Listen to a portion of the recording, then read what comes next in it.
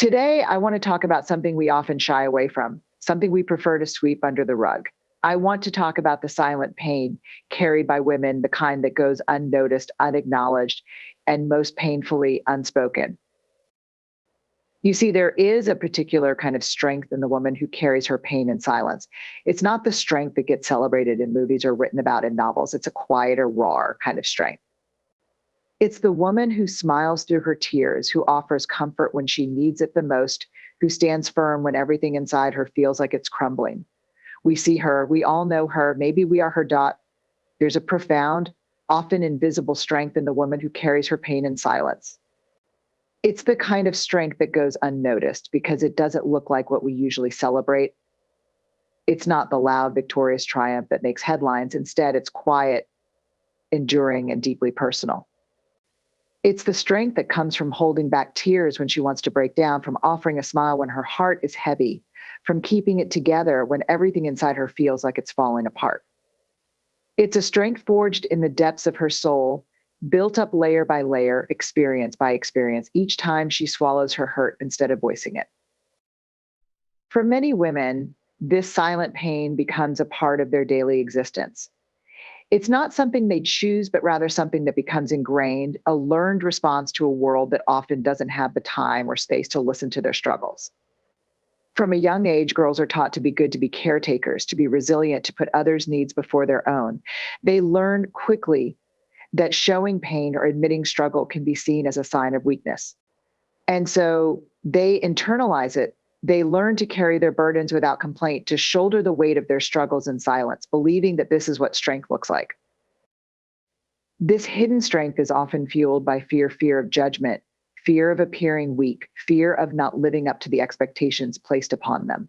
Society has conditioned women to believe that they must be everything for everyone: the nurturing mother, the supportive partner, the successful professional, the dependable friend. Admitting that they are struggling or that they are in pain feels like admitting failure. And so they wear their silence as a shield, a way of protecting themselves from the judgment and misunderstanding that might follow if they were to truly open up. They learn to bury their pain deep within themselves, to keep moving forward, to keep smiling, even when it feels like their world is crumbling. But this kind of strength comes at a cost. The act of carrying pain in silence creates an emotional weight that grows heavier with time. It's like trying to carry a boulder up a hill day after day without ever setting it down. It takes a toll on the body and mind in ways that aren't always visible. The stress of holding everything inside can manifest in sleepless nights, constant anxiety, and a gnawing feeling of emptiness. The woman who carries her pain in silence often finds herself feeling isolated, even in a room full of people.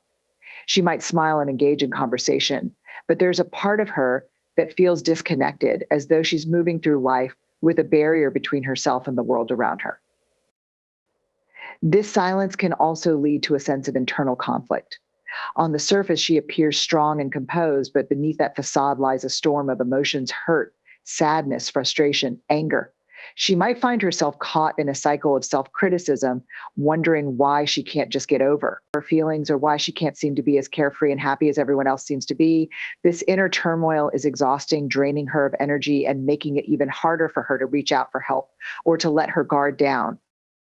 The woman who carries her pain in silence is often seen as someone who has it all together, who can handle anything life throws at her.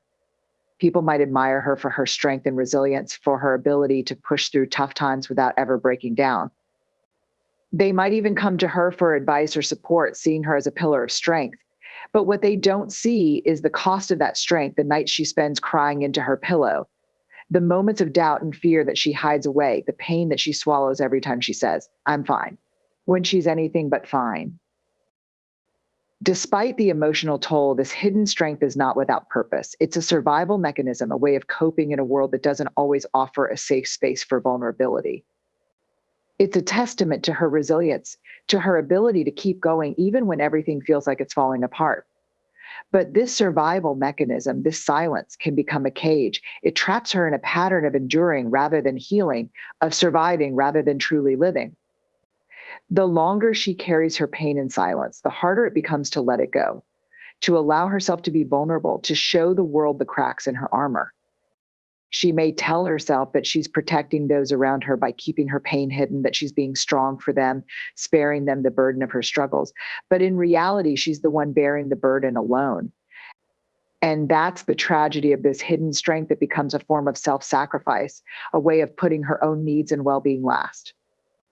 The woman who carries her pain in silence does so because she believes it's what she has to do. But in the process, she often loses touch with her own needs, her own desires, her own voice. The strength of carrying pain in silence is both admirable and heartbreaking. It's a testament to the incredible resilience and endurance that women have cultivated over generations, but it's also a reminder of the emotional toll this silent strength exacts.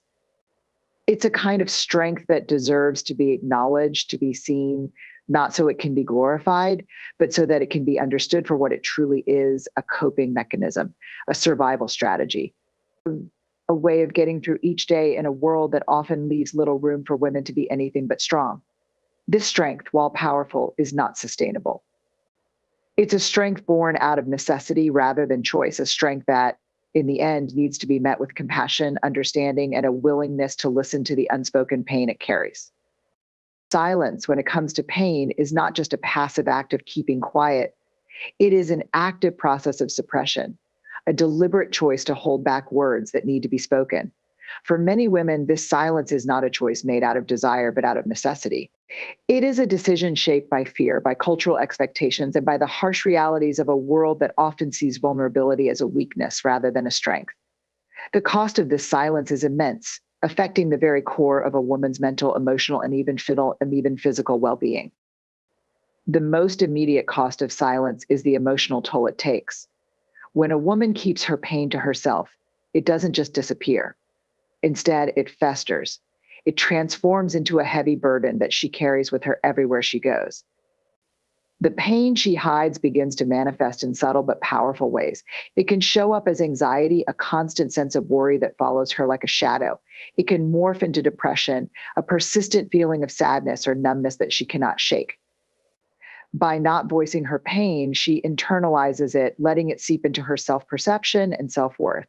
Over time, this unspoken pain can convince her that her feelings are not valid or that her struggles are not significant enough to share. Beyond the internal emotional impact, the cost of silence also manifests in strained relationships. Keeping pain hidden creates an invisible barrier between a woman and those around her. She might be physically present but emotionally distant. Friends and family may sense that something is wrong but feel helpless to address it because she doesn't express what she's going through. This creates a cycle of isolation. She feels alone because no one understands her pain, and yet no one can understand her pain because she doesn't share it. The fear of being misunderstood or judged often keeps her from opening up, further reinforcing her sense of isolation. The people in her life may mistakenly believe that she's fine because she doesn't voice her struggles, leaving her feeling even more disconnected and unseen. The silence surrounding pain also takes a physical toll on the body. There's a well-documented link between emotional suppression and physical health issues. When emotions like grief, sadness, or anger are suppressed, the stress response in the body is activated. This chronic stress can lead to a host of physical symptoms: headaches, digestive issues, muscle tension, and fatigue. Over time, the continuous suppression of emotions can weaken the immune system, making the body more susceptible to illness. The woman who carries her pain in silence may not realize that the physical ailments she experiences are connected to the emotional burden she's been holding on to for so long. The body keeps the score, and in this case, it becomes a vessel that bears the weight of unspoken sorrow. Another significant cost of silence is the missed opportunity for healing. Speaking about pain is a powerful form of release. It allows the person to externalize their internal struggles, to name their emotions, and to begin processing them. When a woman chooses silence, she denies herself this opportunity. She keeps the pain locked inside, where it has no outlet. This stagnation prevents healing because the first step to overcoming pain is acknowledging it. Without that acknowledgement, the pain remains an open wound that never gets the chance to heal properly. The process of healing requires vulnerability, a willingness to open up and face the pain head on, which silence actively prevents. Moreover, silence often comes with a side effect of guilt and shame. The woman who keeps her pain to herself may feel a sense of guilt for not being able to handle her emotions on her own. She might believe that sharing her pain would make her a burden to others, that her problems are too insignificant compared to what others might be facing. This self imposed minimization of her pain can lead to deep feelings of shame. Shame is a powerful and destructive emotion, one that tells her she's flawed, that she's weak for feeling the way she does. By staying silent, she inadvertently strengthens the shame, allowing it to take root and grow.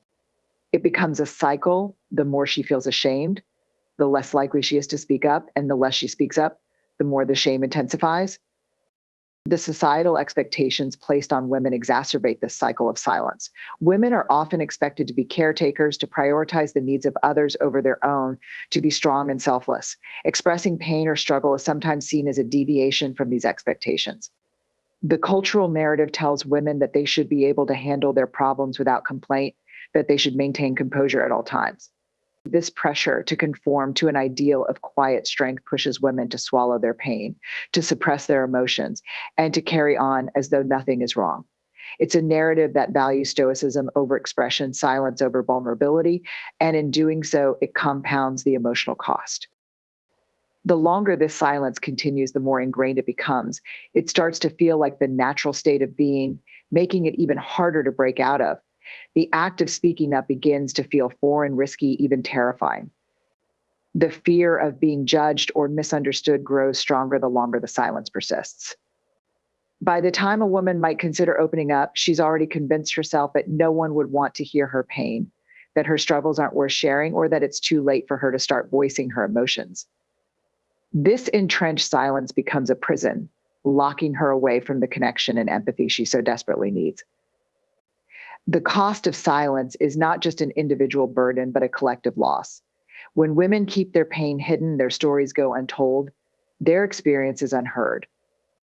This silence contributes to a culture that remains ignorant of the struggles women face, perpetuating the myth that strength is synonymous with silence. It robs the community of the opportunity to provide support, to show empathy, and to foster deeper connections.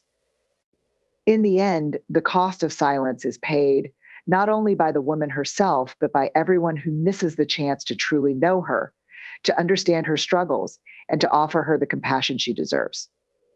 Cultural expectations of strength are deeply ingrained, shaping how we perceive ourselves and how we believe others see us. For women, these expectations are complex, often contradictory, and rooted in longstanding societal norms that dictate what it means to be a strong woman. Strength, as defined by cultural standards, is less about the authenticity of one's emotional experience and more about the ability to withstand challenges without showing any visible cracks. This rigid, one dimensional view of strength has profound implications, pushing women to suppress their feelings, hide their struggles, and mask their pain behind a facade of resilience. From a young age, girls are subtly taught the behaviors that are expected of them. They are praised for being good, for being compliant, for smiling even when they are upset. When they fall and scrape their knee, they. The cost of silence is not just an individual burden, but a collective loss. When women keep their pain hidden, their stories go untold, their experiences unheard. This silence contributes to a culture that remains ignorant of the struggles women face, perpetuating the myth that strength is synonymous with silence. It robs the community of the opportunity to provide support, to show empathy, and to foster deeper connections. In the end, the cost of silence is paid not only by the woman herself, but by everyone who misses the chance to truly know her, to understand her struggles, and to offer her the compassion she deserves. Might be comforted, but are quickly told to be brave, to get up and keep going without tears. As they grow older, this message becomes more pronounced. Women are often expected to be caretakers, to look after others' needs while putting their own on the back burner. They are taught that to be selfless is virtuous, that enduring hardship without complaint is admirable, and that showing vulnerability can be perceived as a weakness. The strong woman, archetype that society celebrates, is one who can handle anything thrown her way with grace and stoicism, who can maintain a composed exterior regardless of the turmoil she might be facing internally. The workplace is one arena where these cultural expectations are particularly evident. Women who show emotion, who cry or express frustration, are often seen as less competent or professional. The pressure to maintain a calm, collected demeanor is immense. In many cases, women feel they must work twice as hard to prove their worth, to demonstrate that they are capable of handling stress without faltering. The narrative of the strong woman. In the workplace is one who can navigate challenges without ever revealing her struggles, who can juggle a demanding career, family responsibilities, and personal issues without missing a beat. The reality, however, is that this expectation is not only unrealistic, but also deeply damaging. It creates an environment where women feel compelled to silence their emotions, to hide their pain, and to present a false image of unshakable strength. In the context of family dynamics, these expectations take on a different form. Women are often seen as the emotional backbone of the family, the ones who hold everything together. They are expected to be nurturing, supportive, and endlessly giving. Mothers, in particular, are praised for their sacrifices, for their ability to put everyone else's needs before their own. They are the ones who stay up late comforting a sick child, who wake up early to prepare for the day ahead, and who often forgo their own rest and well being to ensure that everyone else is taken care of. The cultural narrative that surrounds motherhood glorifies this kind of silent, sacrificial strength. While it is meant to honor women's resilience, it also places a heavy burden on them to never let their guard down, to never admit that they are struggling or in need of help. The expectation is that a strong mother is one who never wavers, who keeps her pain hidden to protect her children from worry or fear. Social expectations of strength extend into friendships and social circles as well. Women who share their struggles openly are sometimes labeled as emotional or dramatic. They might be met with well-intentioned but dismissive comments like, just be strong. Or you'll get through it. You always do these phrases, though meant to be encouraging, can have the opposite effect. They reinforce the idea that strength is about enduring quietly, about pushing through without acknowledging the very real emotions at play. Over time, women learn to keep their pain to themselves, fearing that if they show too much emotion or ask for too much support, they will be seen as weak or needy. This self censorship leads to a disconnection not only from others, but from their own emotions as well. The media plays a significant role in shaping and reinforcing these cultural expectations of strength. In movies, TV shows, and books, strong female characters are often portrayed as tough, unyielding, and emotionally stoic. They face adversity with a straight face, rarely breaking down or showing vulnerability. While these portrayals are meant to showcase empowered women, they often inadvertently send the message that strength means having it all together at all times. The real life consequence is that many women feel pressure to emulate this behavior, to present a picture perfect image of strength that doesn't allow room for authentic emotional expression. The rare instances where female characters do show vulnerability are often framed as moments of weakness rather than as normal, healthy expressions of human emotion. These cultural expectations are also deeply tied to gender roles that have been passed down through generations. The traditional view of masculinity has long been associated with stoicism and emotional suppression, and this has spilled over into expectations for women, particularly in modern society where gender roles are increasingly fluid but still influenced by old norms. Women are now expected to embody both nurturing qualities and the stoic resilience typically associated with masculinity. They are expected to be caring and empathetic, but also tough and emotionally controlled. This dual expectation is incredibly challenging to navigate as it sets women up for an impossible standard, being emotionally available yet never overwhelmed by their own emotions. Religion and cultural traditions can also play a role in shaping these expectations. In many cultures, women are praised for their ability to endure hardship with quiet grace, seen as paragons of patience and humility. They are taught to find strength in silence, to turn inward rather than outward when facing struggles. This reverence for silent strength often comes at the expense of their mental health and emotional well being. They are encouraged to suffer in silence, to bear their pain with dignity, as if speaking out or showing vulnerability would somehow diminish their worth or the respect they receive from others. The cultural expectation of strength for women, then, is a double edged sword. On one hand, it acknowledges the incredible resilience women have shown throughout history, their ability to survive and thrive in the face of adversity. On the other hand, it traps them in a narrow definition of strength that doesn't allow room for the full spectrum of their emotional experiences. It pushes women to meet an impossible standard, to be strong in a way that is often more about appearing unaffected than about true inner resilience. These expectations shape not only how women see themselves, but also how they believe they must present themselves to the world, leading many to carry their pain in silence, afraid that speaking out would shatter the carefully constructed image of strength they've been told they must maintain. The act of sharing pain is a deeply transformative experience, one that holds incredible power to heal, connect, and liberate. In a society that often equates strength with silence and stoicism, the decision to open up and share our struggles can feel counterintuitive, even risky. Yet, it is through the vulnerable act of sharing our pain that we begin to find relief from its weight. When we choose to speak about our experiences openly, we break the chains of isolation that keep us trapped in our own suffering. Sharing pain is not a sign of weakness, it is an act of courage, a brave declaration that we are ready to face our struggles head on and invite others into our healing journey. One of the most profound impacts of sharing pain is the immediate sense of relief it can bring. Carrying pain silently can feel like trying to hold back a river with our bare hands. The pressure builds up inside us, creating a storm of emotions that has nowhere to go. The moment we choose to speak about our experiences, even if it's just to one trusted person, that pressure begins to release. It's as if we are opening a valve, letting out the steam that has been building up inside. The very act of articulating our feelings, putting them into words, can help us make sense of them.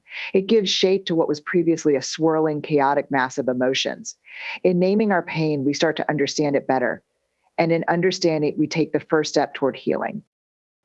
Another powerful aspect of sharing pain is the connection it creates with others. Pain, especially when carried in silence, can make us feel incredibly isolated. We might believe that no one else could possibly understand what we are going through, that our experiences are unique in their depth and intensity. However, when we open up and share our struggles, we often find that others have gone through similar experiences. This realization can be incredibly comforting. It reminds us that we are not alone, that our pain is part of the shared human experience. The simple words, "I've been there too," or "I understand," can be like a lifeline thrown to someone who feels like they are drowning. This connection, built on shared vulnerability, is powerful. It fosters empathy, understanding, and a sense of belonging, all of which are crucial for healing. Sharing pain also helps to break down the stigma around mental and emotional struggles. In many cultures, there is still a strong taboo against openly discussing topics like depression, anxiety, trauma, and grief. People are often expected to keep it together and present a facade of strength, even when they are hurting inside. By speaking openly about our pain, we challenge this narrative. We say, it's okay not to be okay. And in doing so, we give others permission to express their struggles as well. This creates a ripple effect. When one person shares their pain, it can inspire others to do the same. It creates a culture of openness and honesty where people feel safe to share their true selves without fear of judgment or rejection. Over time, this can help to reduce the shame and stigma associated with mental health struggles, making it easier for others to seek the help they need. The act of sharing pain can also be empowering. When we speak about our struggles, we take control of our narrative. Instead of letting our pain dictate our story, we become active participants in the process of healing. We transform from victims of our circumstances to storytellers who have the power to shape how our experiences are understood.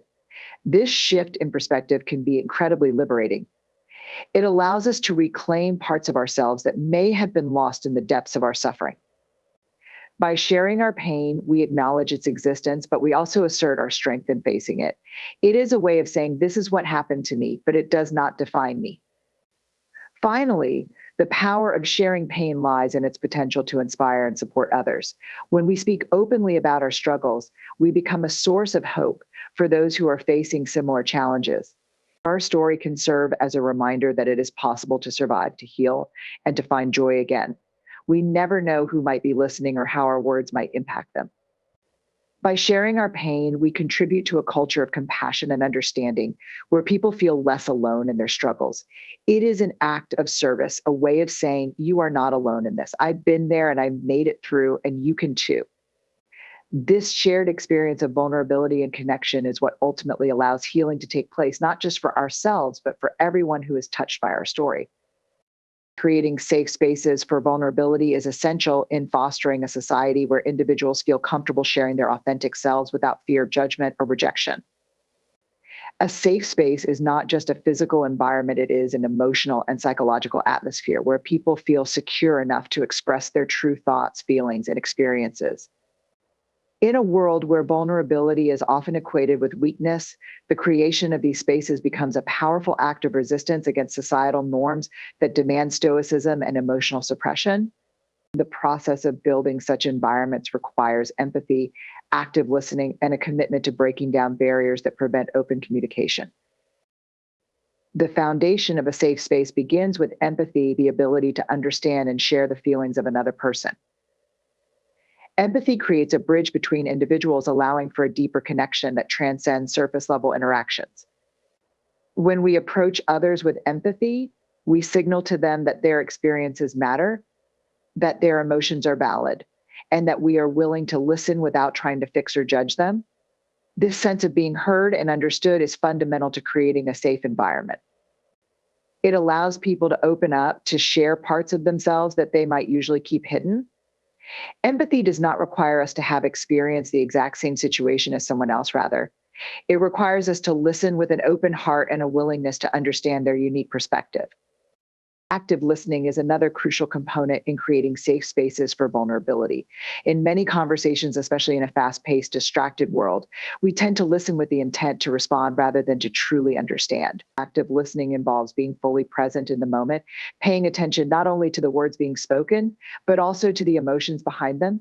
It means putting aside our own thoughts, judgments, and preconceived notions to focus entirely on the person speaking. This kind of listening is powerful because it makes the other person feel seen and valued. It sends the message that their story is worth hearing, that their feelings are important. When someone feels that they are genuinely being listened to, they are more likely to open up, to share their pain, and to be vulnerable. Trust is the cornerstone of any safe space.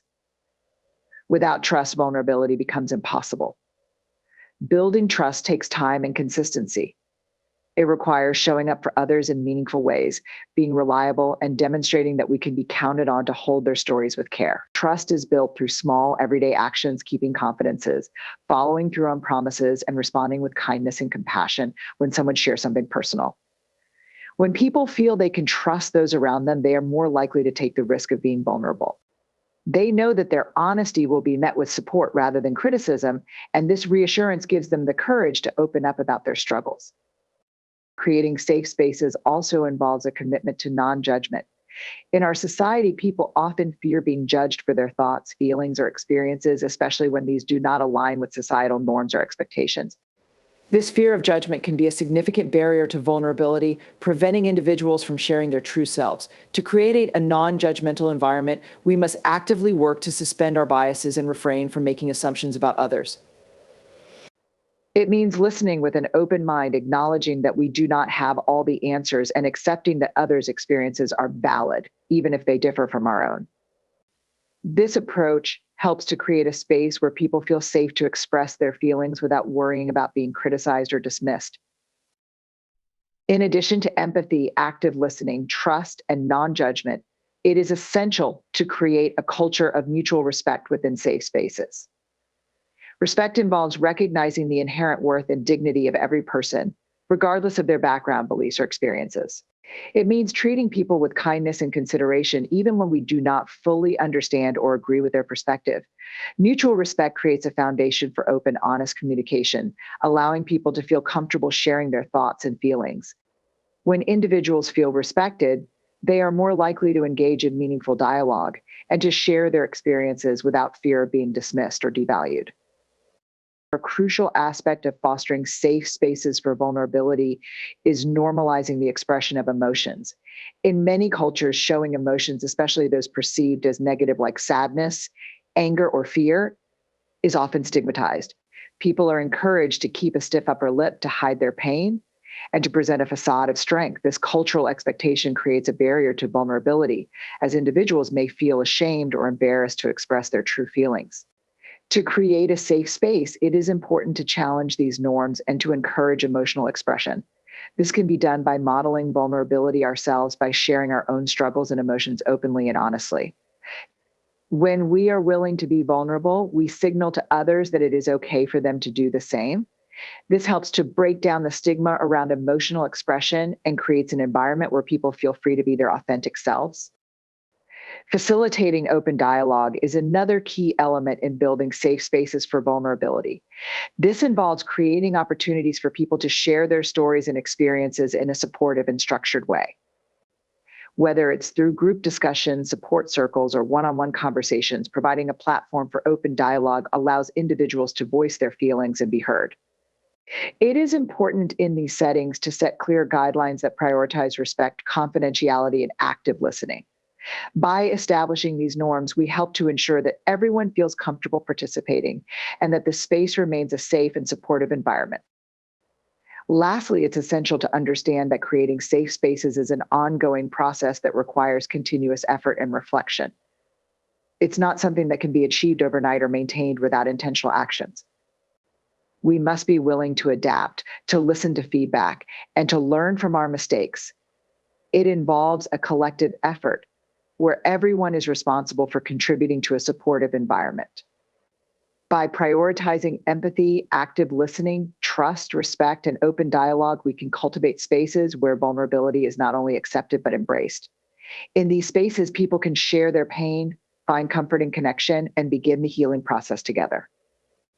The power of safe spaces lies in their ability to transform silence into shared understanding, making room for authentic human connection in a world that often demands we hide our true selves. Creating safe spaces is not a one-time effort, but an ongoing process that requires continual reflection, learning, and adaptation. It's easy to assume that once we establish a set of norms or guidelines, the space will automatically remain safe and inclusive. However, human dynamics are constantly changing, and the needs of individuals within any group can evolve over time. This means that maintaining a safe space for vulnerability requires a collective commitment to nurturing and preserving the environment we've built. It involves being open to feedback, recognizing when the space may no longer feel safe for someone, and taking proactive steps to address any issues that arise. One key aspect of this continuous effort is the willingness to engage in self-reflection. Creating and maintaining safe spaces for vulnerability starts with an awareness of our own biases, triggers, and behaviors. It's about recognizing how our actions, even unintentionally, might impact others. For instance, if someone shares a painful experience and we respond with advice rather than empathy, we may inadvertently shut down their vulnerability. By reflecting on our interactions, we can become more mindful of the ways in which we hold space for others, learning to prioritize listening and empathy over trying to fix or solve someone's problems. Additionally, fostering a safe space requires an openness to change and growth. As people come and go, and as the group evolves, the dynamics will inevitably shift. What feels safe and supportive for one person may not feel the same for another, especially as new voices and perspectives are introduced. This is why it's important to create a culture that values continuous dialogue about the health of the space itself, checking in regularly with participants, asking for their input, and being willing to adjust norms or practices can help ensure that the environment remains supportive and inclusive for everyone involved. For example, if a member of a support group feels uncomfortable with certain topics or the way discussions are handled, their feedback should be met with openness and a genuine desire to improve the space. Addressing these concerns respectfully and promptly demonstrates a commitment to maintaining a safe space. It shows that the group values the well-being of its members and is willing to make changes to better accommodate their needs. This kind of responsiveness helps to build and sustain trust, reinforcing the idea that the space is a living, adaptive environment designed to support its participants, not a static entity with rigid rules. And another important element is the concept of shared responsibility. A truly safe space is not upheld by a single individual, but by the collective efforts of everyone involved. Each person has a role to play in creating and maintaining the environment. This might involve speaking up if someone is being dismissive or judgmental, offering support to a person who has just shared a vulnerable moment, or simply being present and attentive during conversations. When everyone takes ownership of the space, it creates a stronger, more resilient community. This shared responsibility fosters a sense of belonging and collective care, where each member feels invested in the well-being of the group as a whole. However, shared responsibility also means being aware of power dynamics within the space. In any group, there may be differences in status, influence, or comfort levels that can affect how safe individuals feel. For example, a person in a leadership role might unintentionally dominate the conversation or set a tone that others feel pressured to follow. recognizing these dynamics and actively working to level the playing field by encouraging quieter members to share, ensuring that no single voice monopolizes the discussion, and explicitly inviting diverse perspectives helps to create a more balanced and equitable environment. When power dynamics are acknowledged and addressed, it becomes easier for everyone to feel that their voice matters and that they have an equal right to be heard.